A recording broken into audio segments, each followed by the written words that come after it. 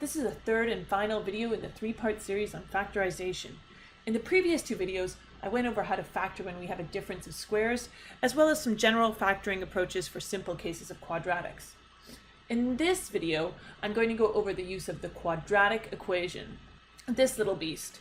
While it's a bit intimidating to look at first, with a bit of practice, it's actually pretty straightforward to use, and we can use it to factor any quadratic, including the ones we went over in the previous two videos. Okay, so here's our first example. I've got x squared plus 7x plus 10. In the previous video, I factored this as x plus 5 times x plus 2. I've also brought up the graph of this. I've got y is equal to x plus 5 times x plus 2 in factored form, where this would be my y-axis and this would be my x-axis. I'm showing the graph because graphing is a great application of the factorization process. We're often interested in when y is equal to 0, when we shift from negative to positive and vice versa. With factorization, it's really easy to solve for this, as if one of these terms is 0, then the entire expression becomes 0. If you multiply by 0, you get 0. So this way we can easily say x plus 5, when is that 0? Well, it's 0 when x is equal to negative 5. Negative 5 plus 5 is equal to 0. Similarly, when is x plus 2 equal to 0? Well, that happens when x is equal to negative 2. Negative 2 plus 2 is equal to 0. And we can see here in this graph that indeed we cross our x-axis when y is equal to 0 at x is equal to negative 5 and x is equal to negative 2. Now this is especially significant when we look at the quadratic formula, as its main objective is to solve for these x-intercepts. It's more about solving for where these x-intercepts are than actual factorization. Now that concept might be a little bit obtuse for now, but we'll get into it more towards the end of this example and into the next example. For now, let's try to factor this same expression, but this time using the quadratic formula. So first things first, I need to identify what my a, b, and c terms are as I work with the general form of ax squared plus bx plus c. So the coefficient for x squared is always my a term. Since it has no coefficient, it's implied that it is 1. So I have a is equal to 1. My b coefficient for x is 7, and this constant at the end, c, is 10. Now it's a matter of substituting these a, b, and c values into our quadratic equation of x is equal to negative b plus or minus b squared minus 4ac, all square rooted, divided by 2a. So what I get is my b value here, negative b, is going to be negative 7. It's the negative of the positive 7, plus or minus, in that square root, I'm going to have 7 squared minus 4 times my a value is 1, times my c value will be 10. Can't forget to square root all of this, divided by 2 times my a value of 1. So what I get is negative 7 plus or minus, now in that square root, 7 squared is 49, minus 4 times 1 times 10 gives me 40, divided by 2 times 1 gives me 2. Let's take this one step further in simplification. I've got negative 7 plus or minus, now 49 minus 40 is 9, so this is going to be the square root of 9, divided by 2. So now I'm going to address this plus or minus that we have in the middle here. First, I'm going to take negative 7, that first term, and do a plus. So I have plus the square root of 9 is 3 divided by 2. But there's a second value our x can be. So I have or, and this time I'm going to look at this negative value. I have negative 7 minus the square root of 9, which will be 3, divided by 2. So now I'm ready to finally solve for this x. I have x is equal to, well, negative 7 minus 3 is negative 4, divided by 2 gives me negative 2, or negative 7 minus 3 gives me negative 10, divided by 2 will be negative 5. Now you may want to write your final solution here as x minus 2 times x minus 5. Well, I quickly want to tell you that this is wrong, and now I'm going to explain why. Let's compare this to the solution that we came up with in the last video. I have x plus 5 and x plus 2, not minus. I have the opposite signs for these values, and indeed whenever I do factorization with quadratics, the solution that I come up with, what x is equal to, I need to use the opposite sign in my factorization. So my final answer will be x plus 2 instead of minus 2 times x plus 5 instead of minus 5. Now you may be frustrated going, why did it give me these values using the opposite sign to what I needed to write down? Well, the reason is that the quadratic formula's main objective is to determine these x-intercepts. X is equal to -2 and x is equal to -5. And it achieved that objective. It came up with those x-intercepts. For us to get a term in the form of x plus some constant that is going to give me that -5 solution, I'm going to have to use the opposite sign to achieve that. Let's try a couple more examples to really drive this home. Here I've got 2x squared plus 7x plus 6. Now in our previous video we had this example and we factored it to be 2x plus 3 times x plus 2. But this time what we're going to do is we're going to try to use the quadratic equation to come up with the same solution. So first, let's identify what our a, b, and c terms are that we're going to use in that quadratic equation. I've got my coefficient for x squared, a is equal to 2. I got my coefficient for x, b is equal to 7. And I've got this constant at the end, c is equal to 6. Now let's substitute these values into our quadratic equation. -b plus b squared minus 4ac all square rooted divided by 2a. So I have my b term here of positive 7. I'm going to take the negative of that, so I'll get -7. Plus or minus my b squared is 7 squared minus 4 times my a term of 2 and my c term of 6. I'm going to square root all of that, of course, and I've got 2 times my a value of 2. So this gives me -7 plus or minus, well, 7 squared is 49, minus 4 times 2 times 6 gives me 48. Take the square root of all of that, and 2 times 2 gives me 4. So what I have here is -7 plus or minus the square root of 1, which is 4. Now the square root of 1, of course, is 1. So now let's address this plus or minus. So I've got the plus term first. So I've got -7 plus 1 gives me -6 over 4. Alternatively, using the negative sign here, I have -7 minus 1 gives me -8 divided by 4. So this is the same as -3/2 or 8 divided by 4, -2. So now I have the x values for the intercepts. I can see -3/2 right here. That's the same as -1.5 and -2 right here for my x-intercepts. To factor this, I'm going to use the opposite signs. So I have x instead of -3/2, I'm going to have +3/2 times x. Instead of -2, I'm going to use a +2 here. So there's my factorization based on the quadratic equation, but it's a little bit different than what we had previously come up with. Now this solution is the correct one, so there's a problem with what we've done right here. So let's FOIL this out, multiply out the brackets to figure out why.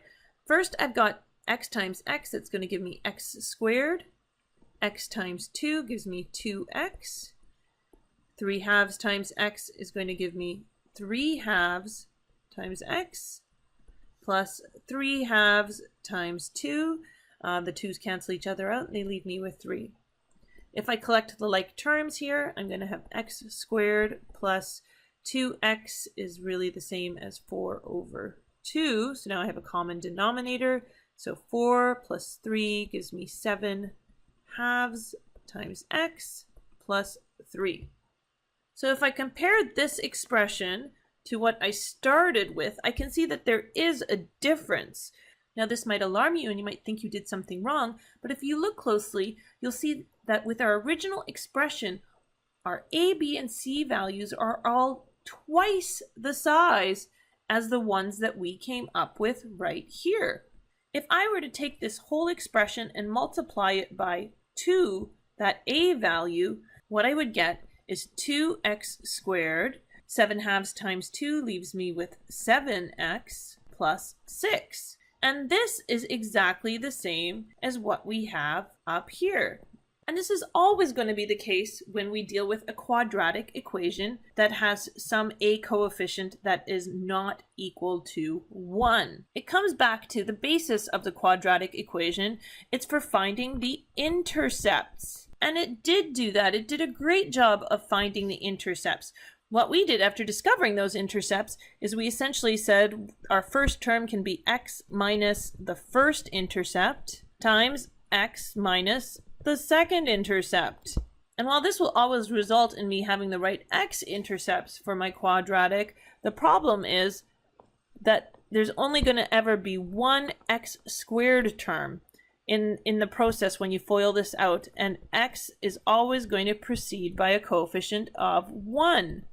So the way to get around this is really to take that A value that we have and multiply our x minus intercept 1 times x minus intercept 2 by it. So what I can do in the end is I can take these intercepts that I determine using the quadratic equation, and I can have x plus 3 halves times x plus 2, just like I did before, but I'm going to also have to take that A term and multiply this expression by 2. And this is consistent with what we came up with in the last video. If I were to multiply 2 into this first set of brackets, I'd get this first term here. So that's the trick to using the quadratic formula for factorization when we have an A value that is not equal to 1. So now let's do one more example, an example that we couldn't solve if we didn't have the quadratic formula. Here we have another example. I have 20x squared minus 40x minus 70. Now the first thing I'm going to do is I'm going to factor out the greatest common factor. Now this step isn't necessary when we use the quadratic equation, as the quadratic equation solves for these roots, and our strategy is that we take that first intercept and we subtract it from x, and we have the second intercept and we subtract it from x, and in the end that's going to give us a partial factorization, but we're still going to have to multiply by that A term to get a complete factorization. If we didn't pull out the greatest common factor, we would still get these root values, and this A term would just become 20. However, I am going to do this because it's a common first step in any factorization process. This is where your brain will likely take you when I ask you to factor out a problem, as well as it's going to keep this b squared minus 4ac term a little bit smaller and a bit more manageable that way. So pulling out that greatest common factor, I have a common factor of 10, and that's pretty much it. So I'm going to get 10 times 20 divided by 10 gives me 2 times x squared, minus 40 divided by 10 gives me 4 times x, minus 70 divided by 10 gives me 7.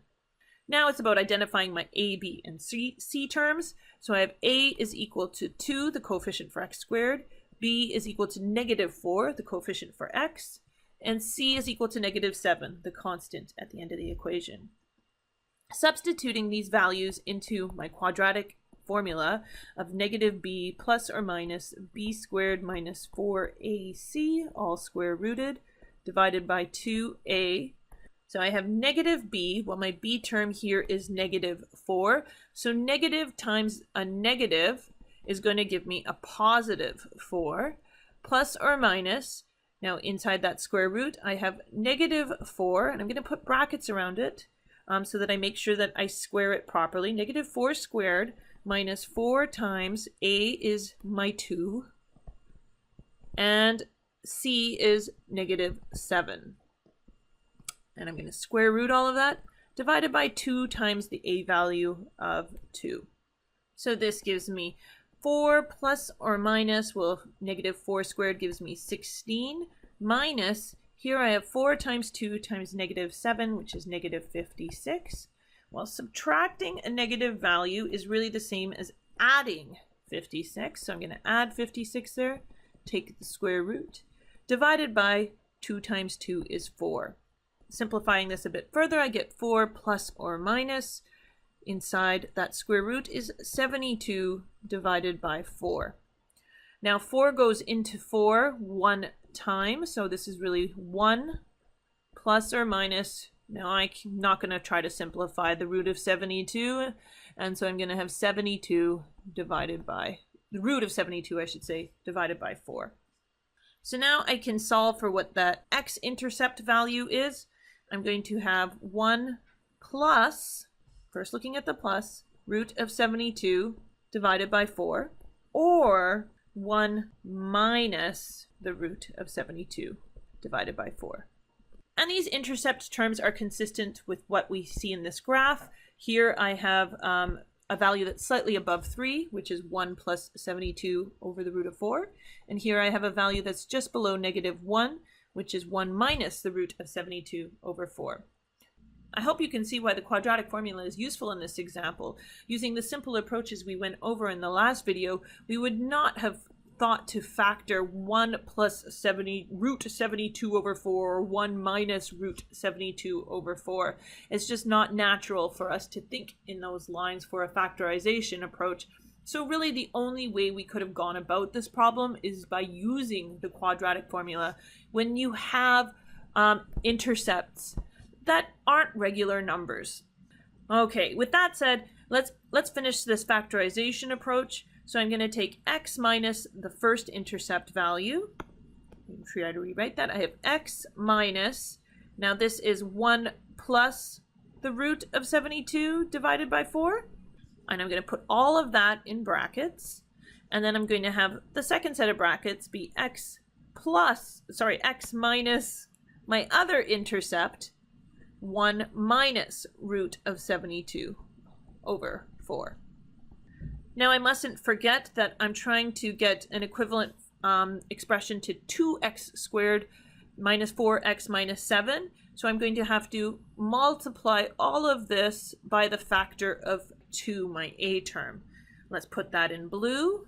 And the last thing to not forget is that I had already pulled out this greatest common factor of 10. So I have 10 times 2 times my 2 factored expressions.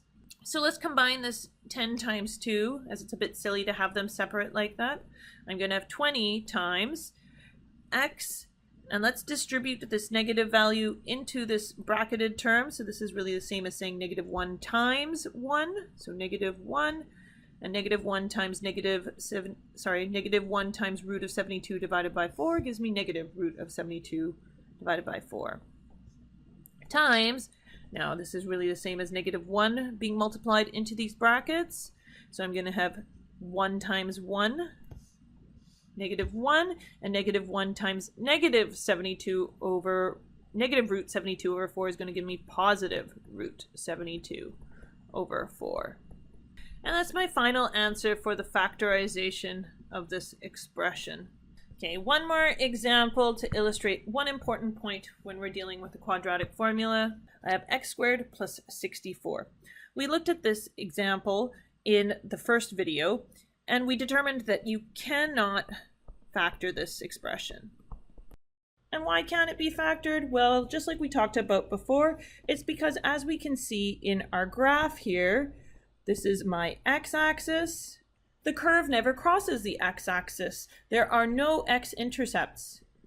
Any quadratic without x-intercepts cannot be factored. So why am I bringing up this example? It cannot be factored. Well, it's to illustrate how the quadratic formula can be used to help determine when a quadratic cannot be factored. So let's feign ignorance for a moment and look at this expression as though we're trying to factor it and use the quadratic formula to do such. So if I'm to use a quadratic formula, first thing I need to do is determine my a, b, and c terms. So I've got the coefficient for x squared is going to be 1, x squared. And this time, what's my b term going to be? Well, it's always the coefficient for x. We have 0 x's, so my b term is going to be 0. and then that constant 64 will be my c term.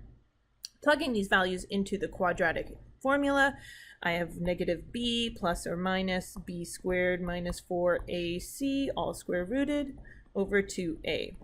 So I know my b value is going to be 0 plus or minus. Now b squared is also going to be 0 squared, or 0, minus 4 times my a value of 1 and my c value of 64, all square rooted over 2 times my a value of 1. Working this out, I'm going to get 0 plus or minus 0 minus 4 times 64 gives me 256, all square rooted over 2.